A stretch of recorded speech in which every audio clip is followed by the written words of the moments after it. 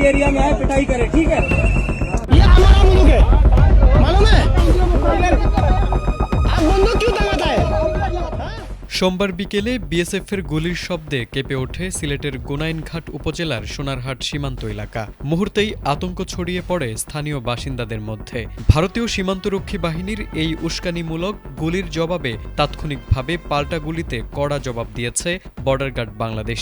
বিজিবির এমন পেশাদার পদক্ষেপের পর সীমান্ত পরিস্থিতি দ্রুত নিয়ন্ত্রণে আসে। গোলাগুলির ঘটনায় কোনো হতাহতের খবর পাওয়া যায়নি।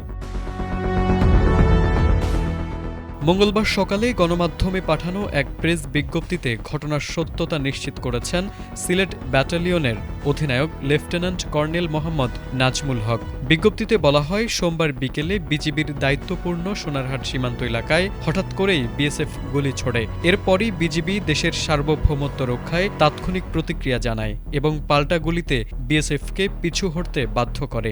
এ ঘটনার পর থেকে ওই সীমান্ত এলাকায় বিজিবির টহল ও নজরদারি ব্যাপক আকারে জোরদার করা হয়েছে।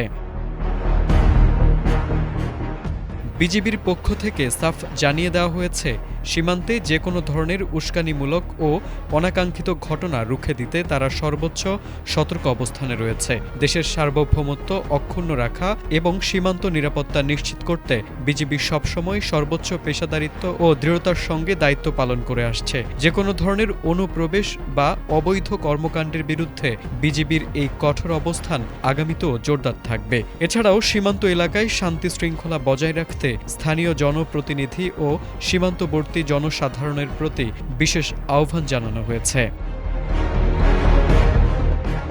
তারেক আজিজ, এটিএন বাংলা।